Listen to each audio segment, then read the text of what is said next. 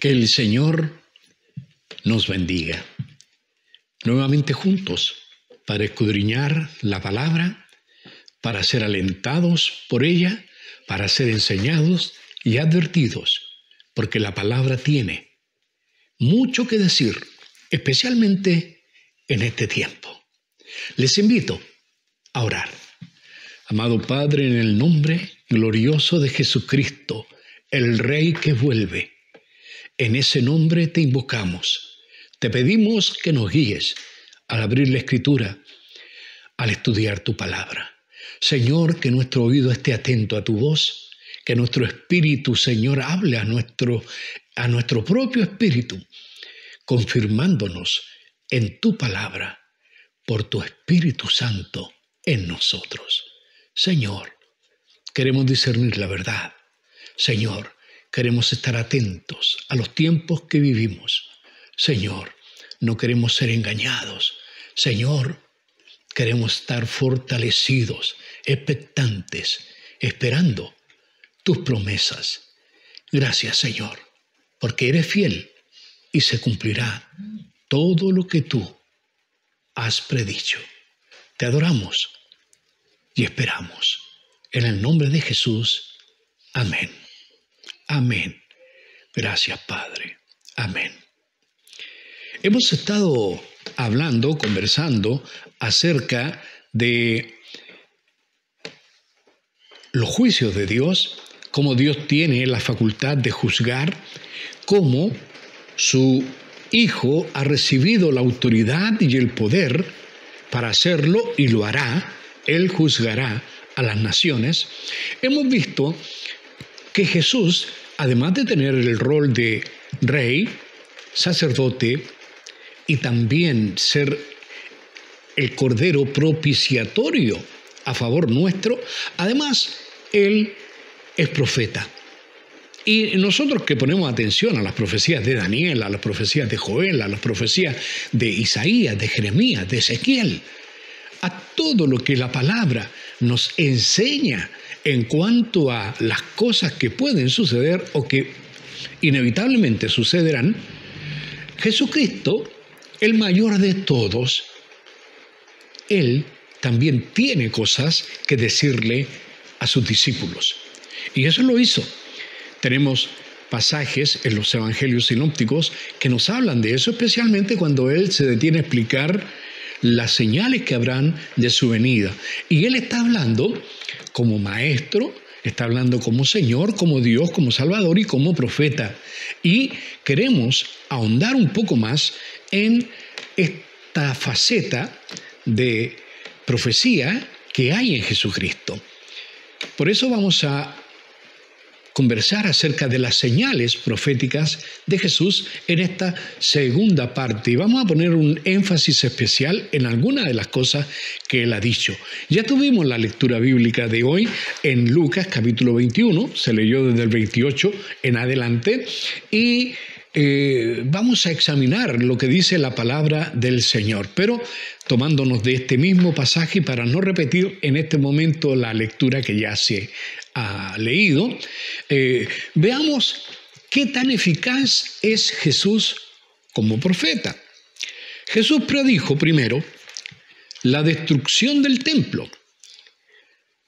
En el mismo Evangelio de Lucas, en el capítulo 21, también lo pueden encontrar en Mateo 24, en el capítulo 21 de Lucas, versículo 25, Jesús dice: y a unos que hablaban de que el templo estaba adornado de hermosas piedras y ofrendas votivas, dijo, versículo 6, en cuanto a estas cosas que veis, días vendrán en que no quedará piedra sobre piedra que no sea destruida.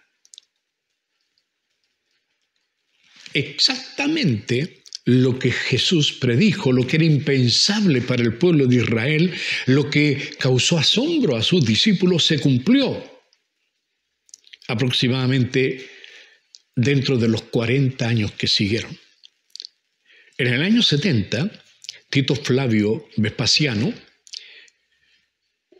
llega a ser a sitiar a Jerusalén. En este caso es su hijo, porque Tito Vespasiano padre fue proclamado emperador, y es su hijo quien termina la tarea. También se llama Tito Vespasiano, y él toma Jerusalén, destruye el templo, y no quedó piedra sobre piedra. Jesús dijo: esto que veis, que te causa asombro, esta maravilla arquitectónica del hombre, no va a quedar piedra sobre piedra. Se cumplió exactamente como el Señor lo dijo. Obviamente Jesús es digno de confianza, así que esto que estoy diciendo no tiene ningún mérito en realidad, porque no queremos hacer énfasis en si es creíble o no es creíble, solamente queremos decir que es absolutamente confiable en este sentido. Lo que él dijo ahí se ha cumplido al pie de la letra. 70 años después. ¿Sabe que cuando uno lee la historia, yo los invito a leer, es fascinante la historia de la toma, de la guerra de los judíos? Flavio Josefo, un judío que fue hecho prisionero y que llegó a ser el amanuense, el escritor, o el escriba, el auxiliar de uno de estos generales, él es precisamente quien narra cómo fue esta toma de Jerusalén y la destrucción del templo. ¿Qué dice este hombre? Él dice que fue una mortandad enorme. Él dice que se había dado orden por parte del general que estaba a cargo por el hijo de Tito, el emperador, el otro Tito. Él está advirtiendo a las tropas de que no destruyan el templo, no hagan nada con el templo. Pero habían corrido tantas historias sobre que entre las piedras del templo había oro, había tesoros. Cuando el general dio la espalda y tuvo que volver a Roma, cuando volvió se encontró con la sorpresa que no quedaba nada. Habían derrumbado todo y todavía había gente de sus zapadores, de los que escarbaban ahí, seguían removiendo escombros para encontrar tesoros. No quedó piedra sobre piedra. Fíjese que hasta los dirigentes querían preservar el templo, pero Cristo había dicho lo que iba a suceder y sucedió en contra de lo que la historia podría prever. Sucedió en contra de lo que la religión podía prever. Cristo lo dijo y así se cumplió. Primera cosa, estábamos ahí en Lucas capítulo 21. Si yo sigo leyendo, vemos que Jesús también predijo guerras, persecuciones. En el versículo 9 de Lucas 21 dice: y cuando oigáis de guerras y de sediciones, no os alarméis, pues es necesario que estas cosas acontezcan primero. Ahora, si usted se empieza a dar cuenta, hay una especie de orden en esta profecía de Jesús. Y él, de alguna manera, quiere que los discípulos pongan atención a este orden. Lucas, que es meticulosamente exacto como historiador y evangelista, al escribir este evangelio, él se preocupa de que esto quede absolutamente consignado y bien consignado, bien anotado, que no quepa la menor duda. Él dice, estas cosas deben pasar primero. ¿Qué cosa? La guerra, las persecuciones. ¿Qué cosa? La destrucción del templo. ¿Qué cosa? Todo eso. Y él agrega, Jesús, pero el fin no será inmediatamente. Hay un lapso después de la destrucción del templo, después de guerras y después de las persecuciones, especialmente a la iglesia. Hay un lapso. Y eso debemos tomarlo en cuenta también, porque hay algunos que de pronto se ponen muy exaltados con este tema y quieren acelerar procesos, yo no sé qué es lo que quieren, y empiezan a poner fecha. Eso no nos está permitido. Hermanos, el día y la hora del regreso de Jesús no lo sabe nadie más que el Padre. Y Lo que sí debemos hacer es estar atentos a las profecías del Cristo mismo.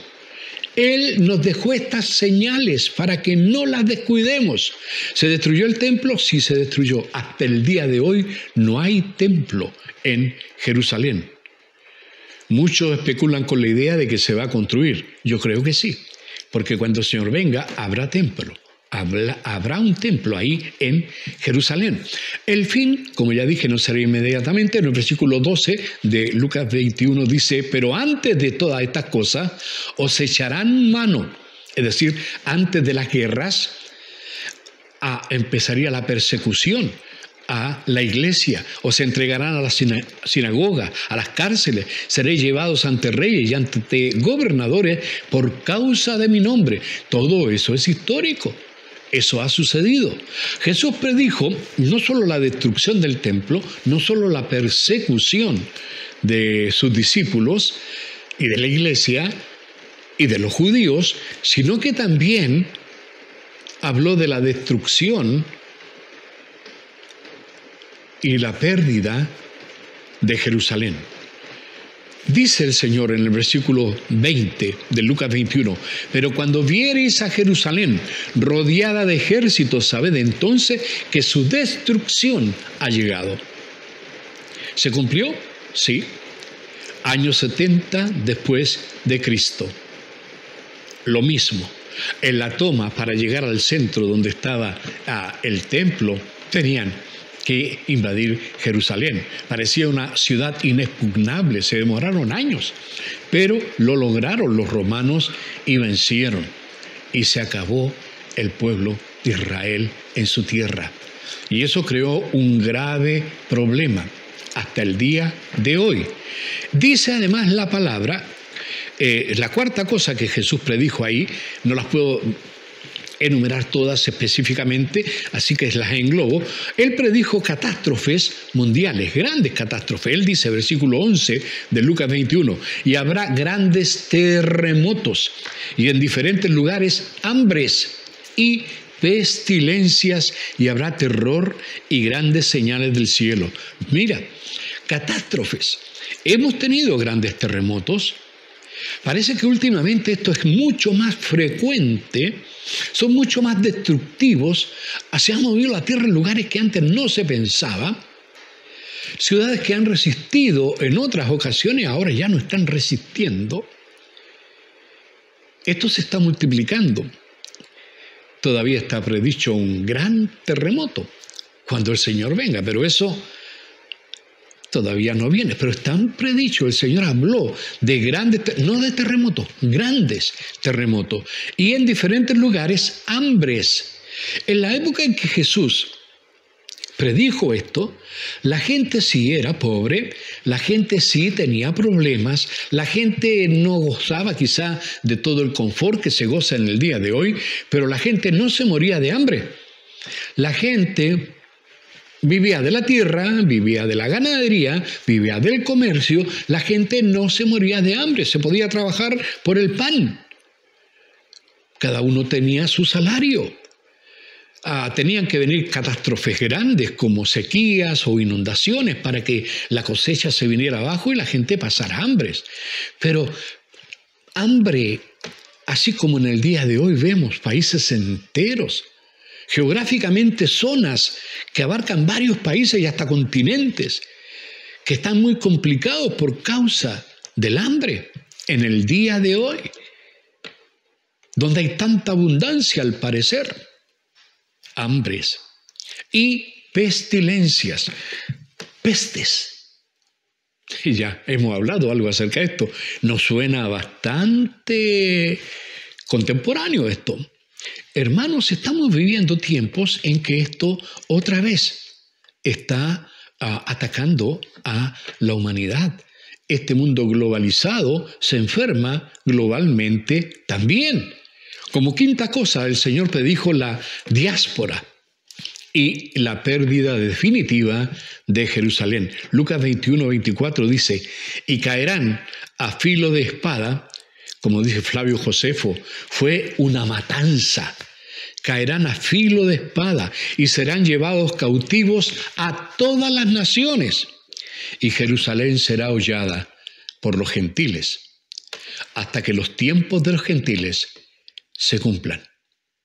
Aquí hay algo muy grande. No puedo ahondar en el detalle de esta profecía específica, porque es muy extenso.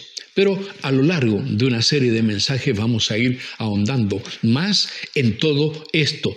Jesús predijo que Israel iba a ser disperso nuevamente. Jesús predijo que perderían la tutela sobre Jerusalén durante un largo lapso de tiempo llamado el tiempo de los gentiles. Pero cuando ese tiempo termine, Dios vuelve a retomar,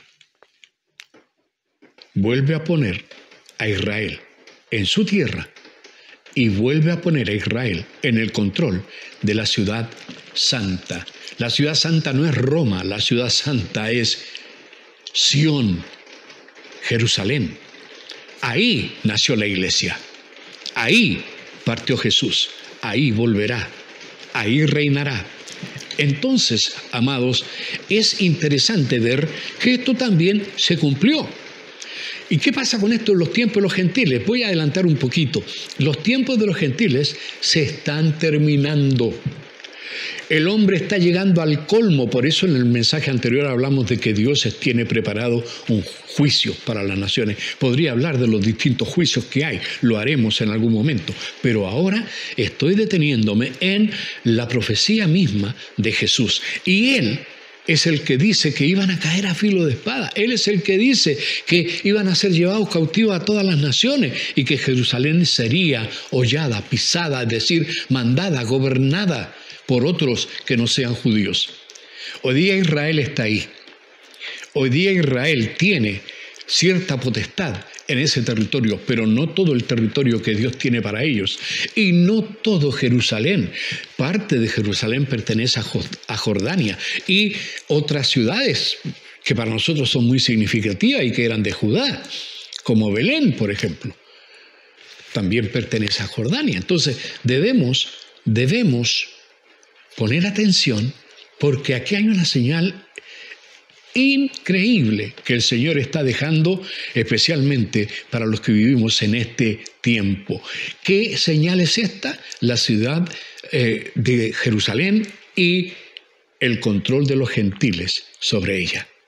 Por ahí dicen que el Papa Francisco quiere hacer de Jerusalén una capital internacional de todas las religiones, en todo caso, para que represente la globalidad, una especie de ecumenismo, de sincretismo, donde Jerusalén sea la ciudad santa del catolicismo, sea la ciudad santa del cristianismo en general, sea la ciudad santa de los islámicos y sea la ciudad santa de los judíos y de todo el mundo, de cualquiera que tenga cualquier idea acerca de Dios. Hermano, preparándose el terreno, pero llegará el momento en que eso termina. Jerusalén será hollada, pisada por los gentiles. Y yo creo que estamos muy cerca de ver el término de todo eso, pero eso lo veremos en otra ocasión. Como sexta señal, el Señor habló de señales que habría en los cielos y en la humanidad. En algunas ocasiones hemos hablado también de esto. Lucas 21, 25 dice: entonces habrá señales en el sol, en la luna y en las estrellas, y en la tierra angustia de la gente, confundidas a causa del bramido del mar y de las olas, desfalleciendo los hombres por el temor y la expectación de las cosas que sobrevendrán en la tierra, porque las potencias de los cielos serán conmovidas. Aquí hay mucho que decir, poco tiempo para explicar, porque quiero pasar rápidamente sobre esto. En detalle lo veremos en otro momento. Por ahora quiero poner el énfasis en la última de las cosas que el Señor dijo, para empezar desde ahí a examinarlo todo mucho más exhaustivamente. Jesús predijo el renacer de la higuera. Qué curioso, terminó toda esta narrativa, todas estas señales que le pidieron y dejó la última señal. Y la última señal, la séptima señal, era la higuera. Y él dijo, ahora voy a citarlo como lo dice en Mateo, pero es lo mismo, también está aquí en Lucas 21, pero voy a citar a Mateo para salir un poquito de esto. Dice, de la higuera aprended la parábola, aprended la enseñanza, aprended la metáfora, aprender el símil que esta higuera tiene. ¿De qué está hablando Jesús? Fíjese que él lo pone bien claro, es algo como evidente. Dice, cuando su rama está tierna y brotan las hojas, sabéis que el verano está cerca. Así también vosotros, cuando veáis todas estas cosas, conoced que está cerca, a las puertas. ¿Qué cosa estará cerca a las puertas? Su regreso. Se le preguntó qué señales habría de estas cosas, o sea, destrucción del templo, de lo que iba a pasar con Jerusalén y de su venida. Y él ahora está hablando. Como última cosa, vean la higuera, aprendan de la higuera. La higuera es algo clave. ¿Por qué? Yo tengo una higuera en mi patio. Es un árbol que me gusta mucho. Recuerdo cuando niño un poema de Juana de Ibarburu, una poetisa uruguaya, que era obligatorio aprender en ese tiempo cuando éramos escolares, estoy hablando del siglo pasado, harto tiempo atrás. Y decía Juana de Ibarburu, yo le tengo piedad a la higuera, porque sus ramas son torcidas por esto, y yo le tengo piedad a la higuera. ¿Sabe? Yo no le tengo piedad a la higuera. Yo le tengo amor, reconocimiento. ¿Sabe que casi no hay vez que yo esté debajo de ese árbol y meto la manito acá y encuentro uno de esos frutos? Oh, este está bueno. Lo saco, lo pruebo y yo quedo admirado. Lo mismo pasa cuando tomo un durazno, saco una uva o qué sé yo. No debo comer mucho esas cosas, pero bueno, para probarlo. ¿Sabe? ¡Qué maravilla el fruto de la higuera! ¡Qué maravilla el fruto de la vid! ¡Qué maravilla el fruto del olivo! Y qué interesante que estas tres especies vegetales, tanto la higuera como la vid, como el olivo, son símbolos. Son símbolos. Y se usan como símbolos en profecía para hablar de nuestra comunión con Dios, para hablar también de Israel. En realidad son símbolos de Israel, para hablar de si hay fruto o no hay fruto. Conocemos la historia de la maldición de la higuera, por no llevar fruto fue maldita. ¡Wow! Y los discípulos quedaron asombrados. El Señor algo tenía que decir, estaba preparando esto de la higuera. Mirad la higuera. Como les digo, yo tengo una higuera y yo sé que ya se acerca el verano, porque es casi uno de los primeros árboles, junto con el ciruelo y a veces los cerezos, es casi uno de los primeros árboles que empieza a echar brotes nuevos. Hermoso. Y yo sé que luego gozaré de los primeros frutos en un tiempo más. Precisamente en este tiempo hay frutos en la higuera. Ahora el Señor dice, sabéis por la higuera que el verano está cerca. Así también vosotros, cuando veáis todas estas cosas, todas las señales que les dije, conozcan que está cerca a las puertas. Jesús quiere definitivamente que sus palabras no pasen inadvertidas. Jesús no quiere que se olviden de esto. Jesús quiere poner un remache final, un punto final con un llamado de atención, como quien dice la guinda sobre la torta, para que nos quede claro el punto crucial. Mirad la higuera, mirad la higuera. Cuando estas cosas acontezcan, vean, porque eso es señal de que la higuera está brotando, es señal de que estas cosas se van a cumplir, que estas cosas están cercanas. No está el fruto todavía, no está la cosa final todavía, pero ya viene, pronto, pronto viene. Y el Señor quería que sus discípulos estuvieran claros en esto. La higuera es una planta muy popular en ese tiempo en la zona de Israel. Una planta muy, muy popular. De hecho, usted puede buscar en el Antiguo Testamento que era como una especie de de bienestar especial el poder cada uno estar debajo de su higuera o debajo de su viña. Los judíos en general en las viñas ponían en medio por ahí una higuera, entre medio de la vid. Todo esto tiene símbolos, nosotros a veces los pasamos por alto. Ahora, además, la higuera produce frutos, 2 frutos en el año. La primera cosecha, los primeros frutos, nosotros los llamamos brevas. Las brevas salen de la parte leñosa de las ramas. Las ramas antiguas son las que producen las brevas, y las brevas son unos higos, pero mucho más grandes, muchas veces 2 o 3 veces más grandes que un higo normal. Son los primeros frutos. No son tantos como los higos que vienen después. Los primeros meses, cuando empiezan a salir las primeras brevas, aquí en nuestra zona, por ahí por, digamos, diciembre, enero. Ahora ya a fines de enero, comienzo de febrero y marzo, vienen los higos, que son diferentes porque los higos nacen de las ramas nuevas que echa en esta ocasión la higuera. Y la higuera, cuando echa las ramitas nuevas, echa una rama y un higo al tiro, al momento, y enseguida salen las hojas. No salen las hojas primero y después el higo. Primero sale el higuito, chiquitito. Bueno, no quiero hacer una clase de jardinería, ni de horticultura, ni nada de eso, o fruticultura en realidad. Es interesante esto. Cuando el Señor toma como comparación a la higuera, está diciendo que debemos poner atención. Cuando veamos que las ramas de la higuera están tiernas y que brotan las hojas, nosotros debiéramos saber que el verano está cerca. Así también, cuando veamos que estas cosas que Él predijo, estas 7 cosas que hemos agrupado en 7, en realidad son más, pero las hemos agrupado en 7, estas cosas se cumplan o estén cumpliéndose, debemos estar atentos porque el verano está cerca, muy cerca.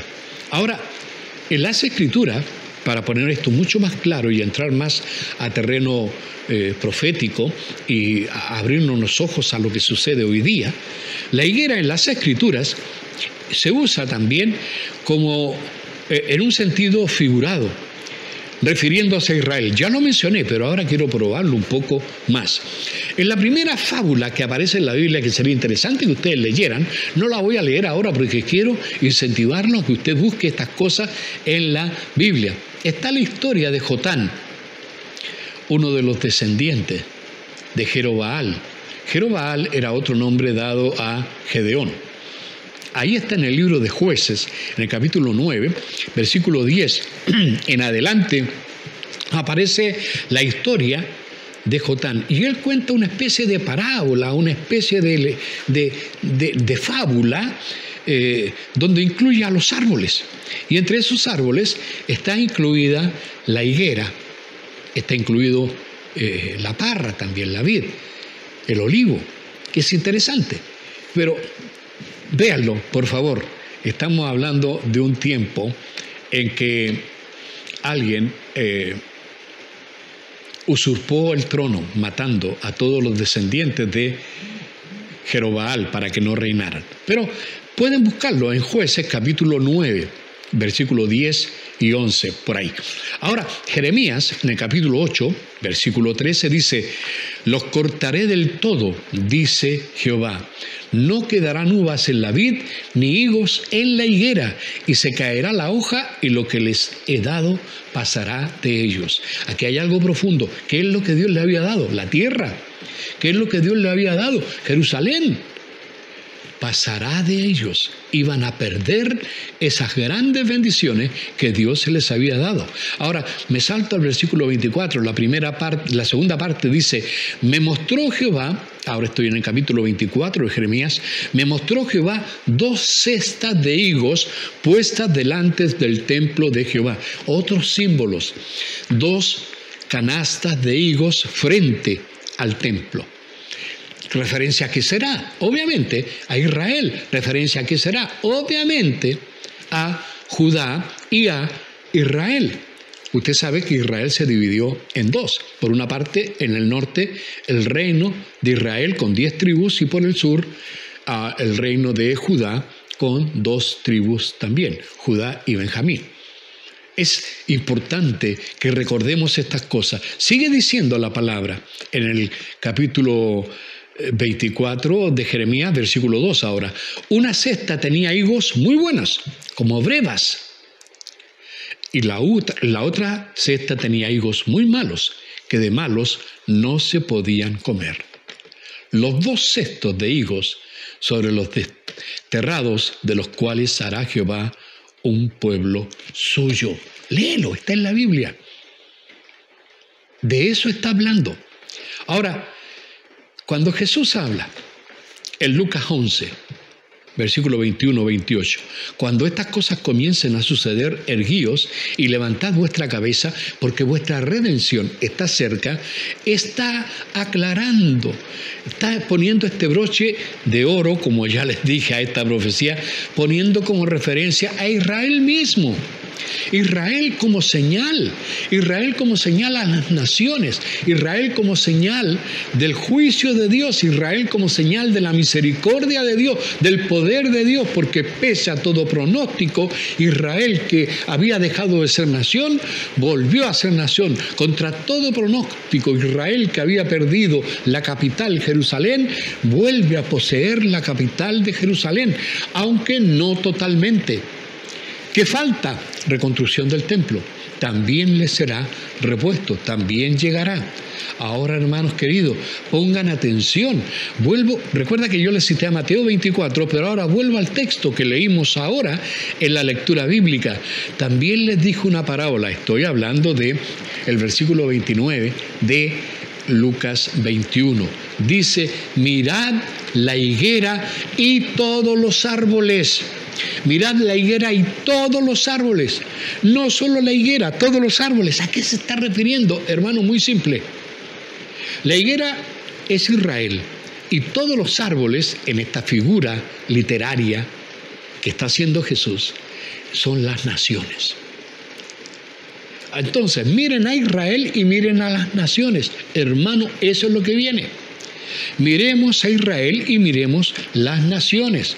Cuando brotan, no va a brotar solamente, no va a haber solamente este resurgir en Israel, sino que en las naciones habrá una especie de efervescencia también. Y es lo que nosotros estamos viendo. Las naciones se están agrupando. Hay una tendencia a un gobierno mundial. Hay una tendencia a una globalización, a una estandarización del pensamiento, a una hegemonía de lo religioso, una hegemonía política, una hegemonía de poder militar, una hegemonía de todo tipo de situaciones humanas. Hermanos, cuando esto esté sucediendo, sabéis, por vosotros mismos, no necesitan que nadie se los diga, ustedes mismos tienen que darse cuenta. Si cuando ven que las hojas de la higuera empiezan a brotar y salen los higuitos, sepan que el verano está cerca. De la misma manera, cuando ven los árboles que empiezan a brotar, sepan que la primavera está cerca y el verano viene. El Señor está diciendo, ustedes mismos, dense cuenta. Hermano, tú no necesitas mensaje, tú no necesitas que te lo recordemos, tú no necesitas que el pastor te lo machaque y te lo requiere, que te machaque. Tú necesitas por ti mismo mirar. Mira la higuera, mira las naciones, mira Israel, mira lo que está sucediendo, mira las señales que Cristo dejó. Así también vosotros, dice el 31, cuando veáis que sucedan estas cosas, fíjese, están relacionados 2 verbos, ver y saber. Cuando veáis que suceden estas cosas, sabed que está cerca el reino de Dios. De cierto os digo que no pasará esta generación hasta que todo esto acontezca. El cielo y la tierra pasarán, pero mis palabras no pasarán. Es lo que dijo Jesús. Ahora, hermano querido,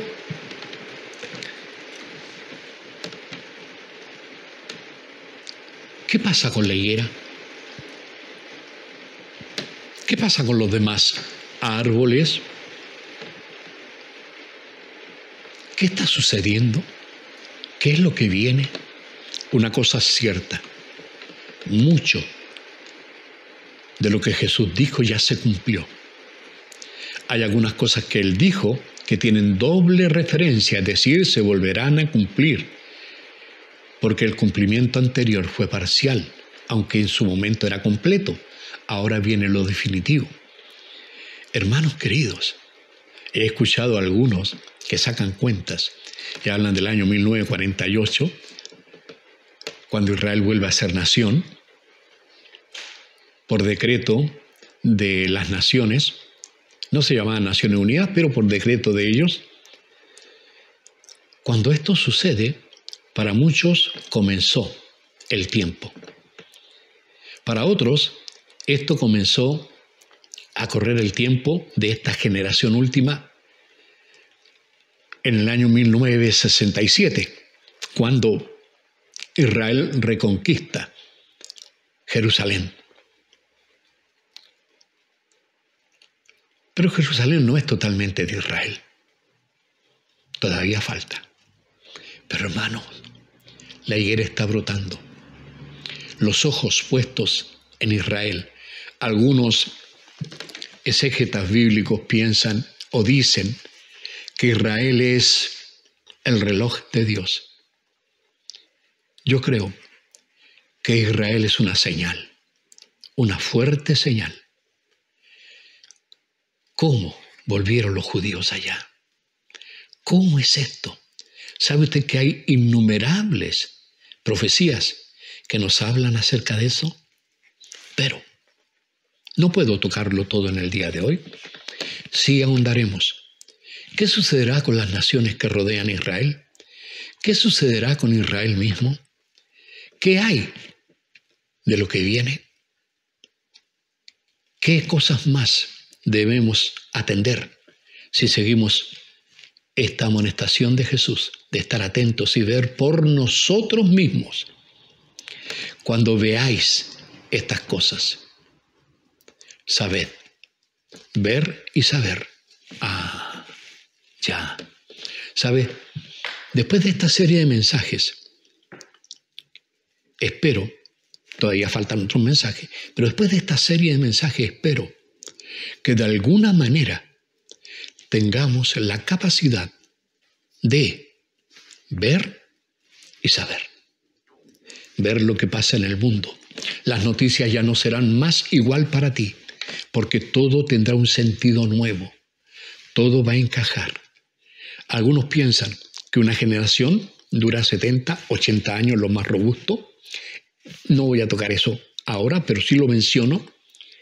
Si fuera así, el año 2027 pasarían los 80 años desde que se tomó Jerusalén de nuevo. No digo que Jesús viene. Algunos dicen que viene en septiembre de este año. No estoy diciendo eso. Estoy diciendo, miremos la higuera y estemos atentos. Miremos para saber.